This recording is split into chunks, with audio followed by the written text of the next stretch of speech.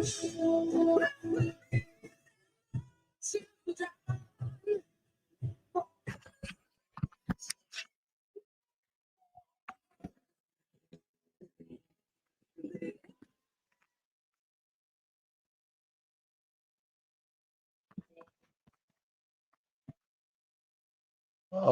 right. Good morning. Good morning. How's everybody doing? It is 6:31. Feels like it's a different world since Thursday, right? Uh, basically, just things happen, right? You got to roll with the punches. You got to make the best of situations, and you got to move forward. My name is Scott Redler. I'm the Chief Strategic Officer of T3Live.com. Welcome to today's 6:30 Club. I wasn't able to do it the last 2 days, Monday, Tuesday. How was life without Red Dog? Were you prepared? Did you get your routine going? Just your process moving?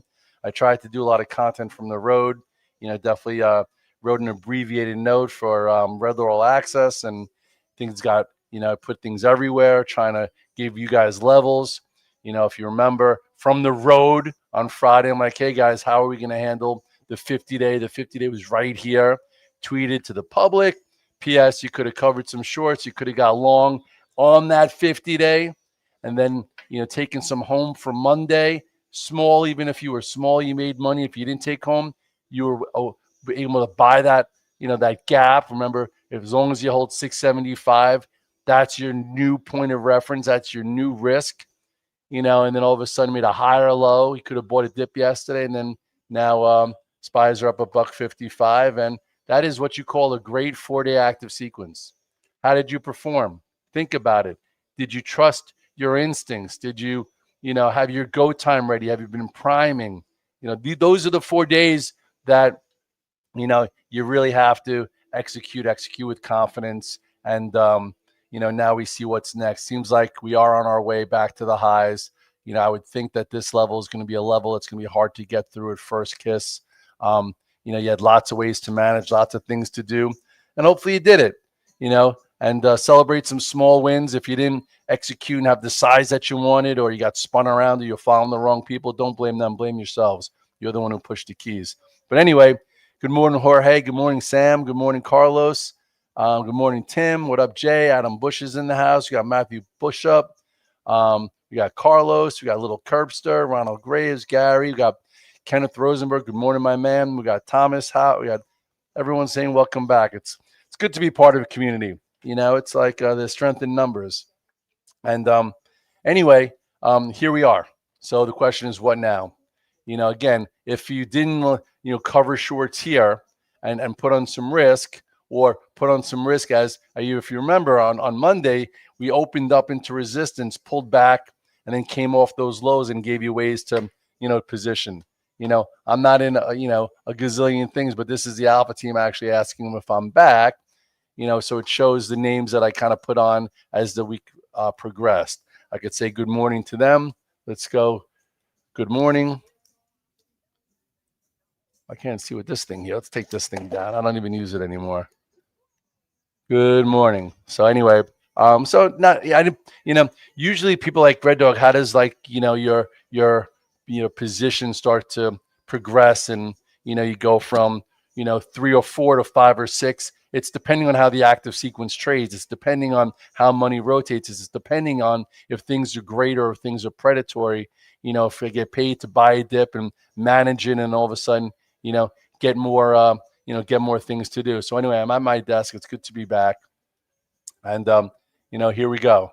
I am going to do a 6:30 club on Friday. I am, just to kind of make up for it. But not because, you guys signed up for Red Dog Mindset, which is the subscribe button above, which you should. But because I was off, I was off the desk, and I feel like I want to make up for it Friday. But if you do want to subscribe, then I will be doing Fridays for the rest of November and maybe December. It's only $10. I've been doing the 6:30 club for free. I've been giving ideas where you make cash flow, where you act responsible, everything you could do. But anyway, so with that being said, that is, that's your SPYs. Looks pretty good. The Qs lagged a little bit yesterday because of core weave. They came out with guidance that wasn't great, but all in all, you had an inside day, inside action here in the Qs. You can't be so upset about that. I would think with a little bit of time, all of a sudden we'll take out the 626 and be on its way towards, 637. So that is where the Qs are. The Qs are up $3. So the Qs are showing a little relative strength to the SPYs. Yesterday, the SPYs showed relative strength to the Qs. It happens. Same way what happened on Monday. Apple, opened up and everyone's like, Red Dog, why is Apple lagging? I'm like, you know what? Because, people weren't sure if Apple was like a safety trade or if it happened to be, a leader or whatnot. The bottom line is from the road, it's been a power play, from last week with what's it called? With the 630 Club. I'm like, as long as it holds 266, I'm going to stay the course. And guess what? From Miami, I never got stopped out and then even added to it. And now what does it seem like? It seems like it's on its way to take out this 277, and make a new all-time high. This has been a great stock to stay with. It's looking good. You could have added to it. Never broke the 8-day. Well, the stock market came down to the 50-day, and Apple didn't break, the 8-day. What does that show you? That shows you relative strength. Anyway, I did add to Google yesterday. Google looks really good. Google, also never really got you out of the way, held where it had to. Now it looks like Google is on its way to 300. What a nice looking chart. What a nice go-to status type name. This looks awesome. Okay. I would, I added yesterday. I don't know if I could add today, but, the beauty of the Alpha team is that, they get to see my positions flash when I put them on. So I added some options in Google yesterday. I added some stock. I added to Amazon yesterday. Amazon's a little, I got to update these charts. I haven't been here. Amazon hasn't been awesome, but Amazon to me is building where I do think at some point it's going to take out, this 258 area and see a move towards 265. All in all, this gap got filled a little bit. So this goes down to here. You always got to recreate the stocks or the charts. This high here is what? 251.75. So Amazon still looks really good. So a lot of money kind of went from the second, third tier, big super growth stocks to more of the, more of the just the more quality. What happens as you get into November 12th, you want to still make money, but nobody wants to give a lot of money back. So you want to control what you control. You want to, feel like you're not having slippage in everywhere. So I feel like a lot of money rotated back into names that had good earnings, which was Google, which was Apple with their guidance, which is Amazon. Amazon, I still think you could buy a lot of dips, and at some point it's going to have a real big move. This hasn't been a great move. Jim Nelson's on the Alpha team. I know that. You're afraid? Okay, so never be afraid. Rivian, I missed Rivian. What a move Rivian had. Showed a lot of relative strength, and a bunch of guys made some good money there. So if that's you, congratulations. But then some other things changed. Like iron changed. Iron gave you a false breakout at 75-ish, right around here.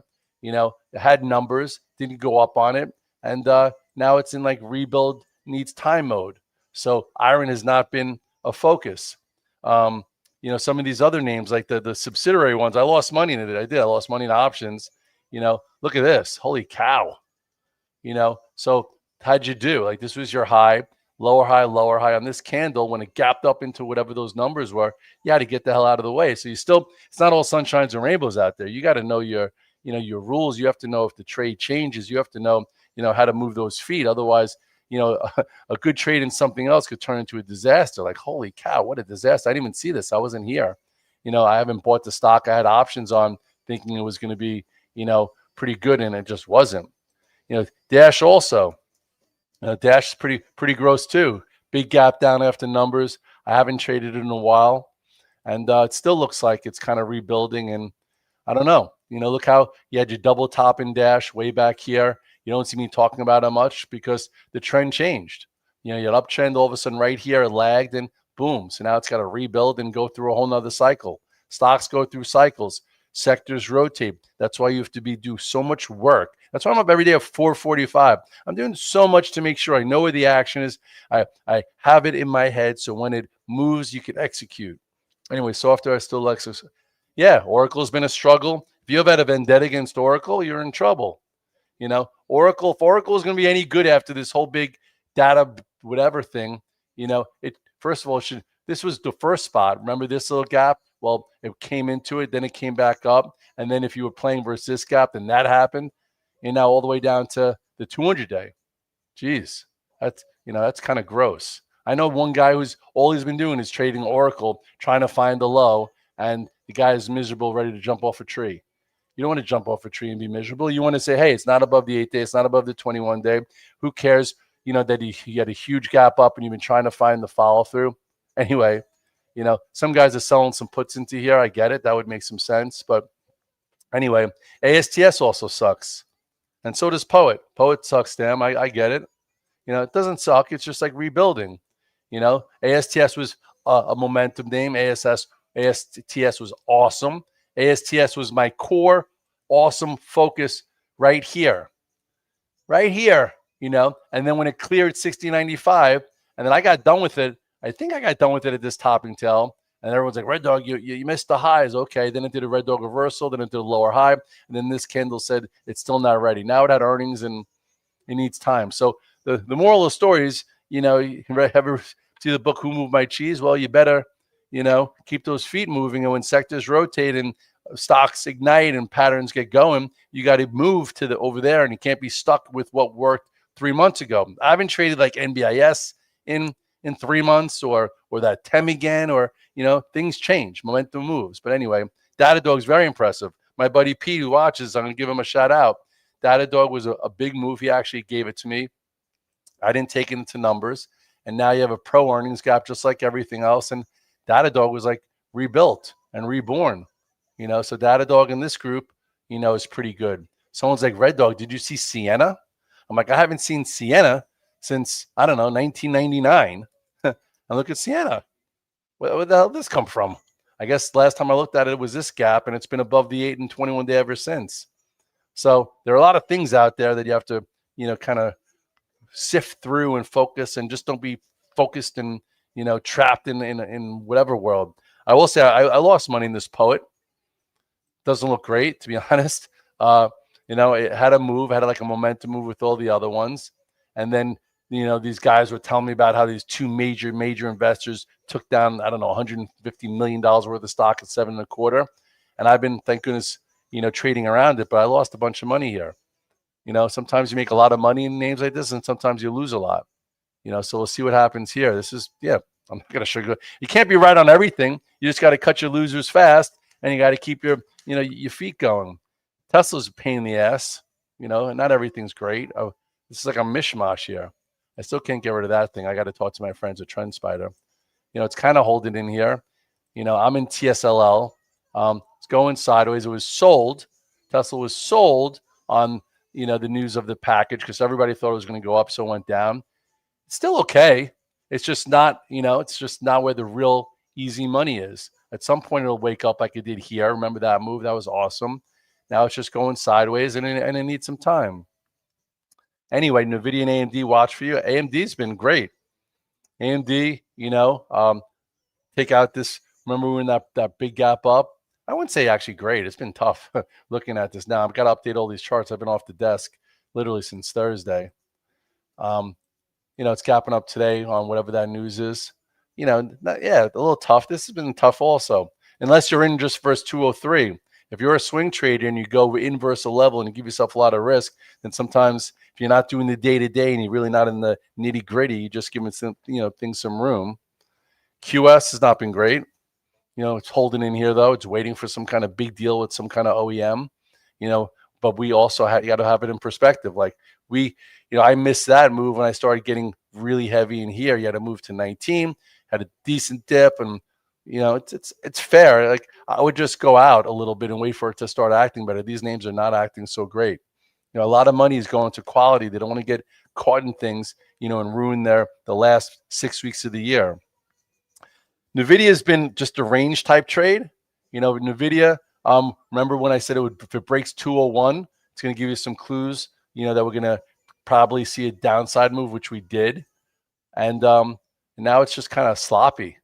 You had the 212 high, then you had your lower high, the gap down, and I guess you could say it's kind of, it's got earnings coming out. It's kind of trying to build a new consolidation, a new type of pattern where it's packing and filling. And I got a lot of work to do with these charts. These are like, it's funny how I've been doing this for so long. I could just like remark everything up.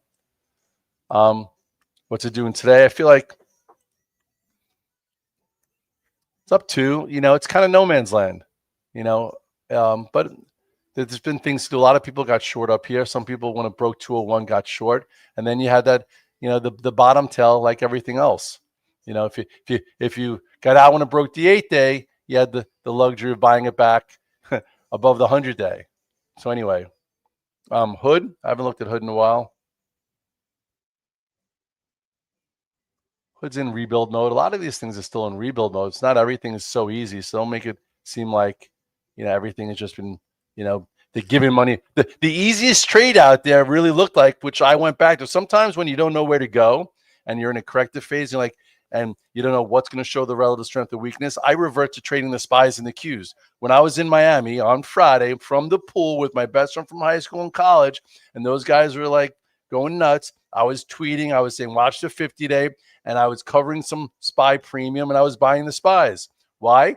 Because I was prepared. Why? Because I knew where the 50-day was. Why? Because I brought risk down, into this area, especially remember when it broke that 674. So if you sold 674, you were able to buy 664, which is when it played with the 50-day.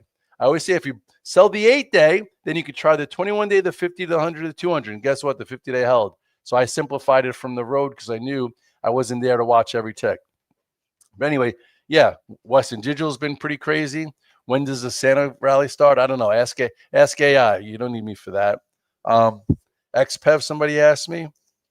What a move that's had. I would buy a dip there. It's down $1. I don't know why, but this is like turning into a major Chinese name that's been acting very well. We've traded a bunch of times. I would buy the dip there. SoFi. Yeah, SoFi's building now. You could draw your channel this way. Gave you a really big move. We made some money in SoFi when it broke above there. Somebody told me to look at Snap. That Snap is holding the pro earnings gap, that it's looking better. It did. I actually made a little bit of money with Snap, but it's still, I guess you could say it's acting better for itself. Didn't fall apart. There's some room to 1040 if you want to be in Snapchat. Meta's been a pain in the butt. Meta gives you, it's another one of those reasons where you could say, hey, if you're stuck in a name that made you money when it's trending, it changes. Remember this pro gap from earnings. It's just kind of a no man's land. Gave you a little bottom tail on the Friday like everything else. It's below the moving averages. Meta looks a lot different than Google. That looks like it's on its way to 300, or Apple that looks like it's on its way to 280 trending. Meta and Microsoft have been in the doghouse. So when things change, things change. CoreWeave's in the doghouse. All right, with that said, it's 6:49. I have a lot to do, my doggies. I just got back today. I tried to do as much as I can from the road. I posted a chart of the SPYs, and you could have traded your positions based on the levels that were given out, the Qs. I wrote my abbreviated note for all my dogs here. Alpha Team got to see me execute. Sometimes you just with your trade support on your phone. And guess what? I got held over for a day, actually till Tuesday. I think the gods kept me. The gods kept me in Florida. You know why? I forgot it was my parents' anniversary. It was my parents' anniversary, November 10th. My mom died in June. My dad would have been by himself. Instead of him being by himself, guess what? I get to have dinner with my dad. I got to have him drive me to the airport on Veterans Day. He's a Vietnam veteran. So for 2 extra days that I got stranded, I got to be with my dad for dinner for the anniversary that didn't have his wife. And then he got to drive me to the airport where he felt good about himself on Veterans Day. Just like that. Turned a little bit of conflict into 2 great scenarios that I should have done anyway. So sometimes the universe, leads you in the right direction. The only way you're going to listen to the universe if you're thinking clearly. The only way you're going to think clearly is if you keep your mind right, you keep prepared, you have a proper routine and a process. And that's all I try and do for you. I try and teach you the X and O's and then get your mind right so you can execute on those. Have a great day, my dogs. I'll see you tomorrow.